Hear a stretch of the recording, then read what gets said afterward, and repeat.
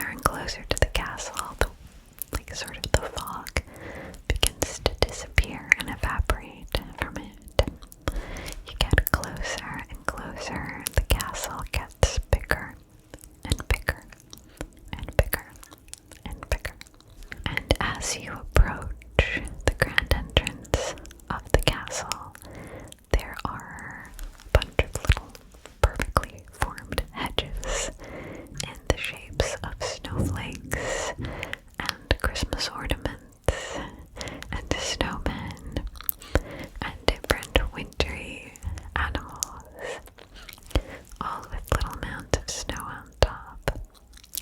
There is a perfectly ordered garden before the entrance. Your carriage pulls up to the entrance, and there are guards, animal guards, guarding the entrance door. Which animals are these? What do you see? Okay. And to the left of the entrance door, there's also a big wooden sign with carvings. What is your castle called?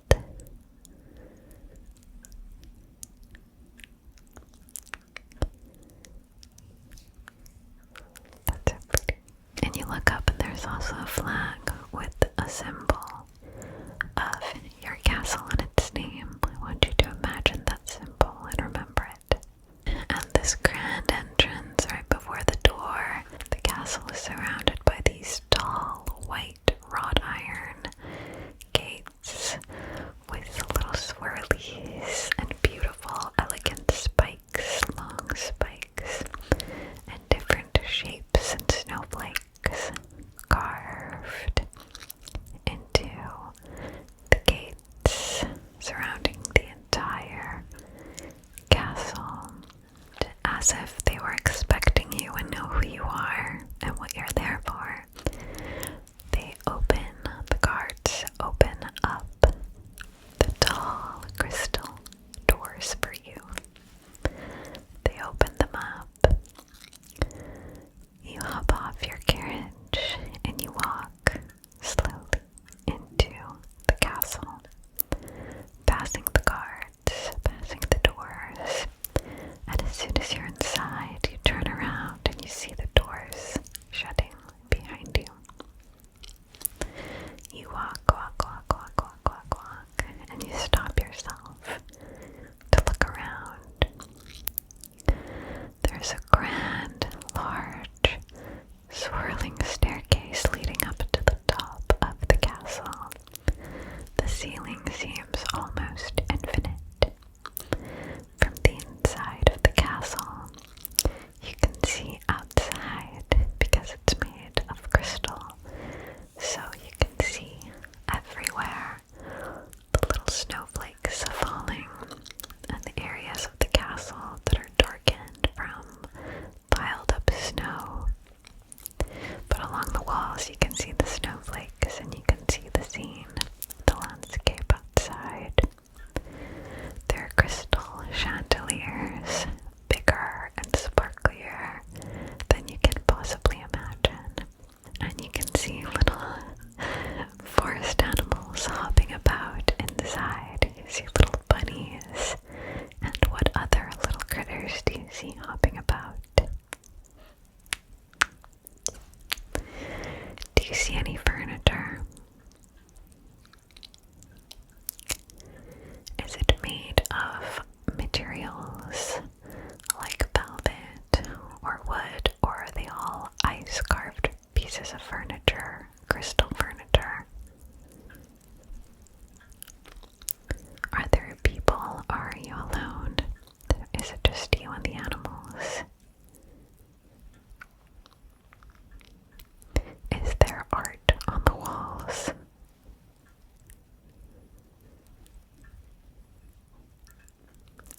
Are there lamps or no?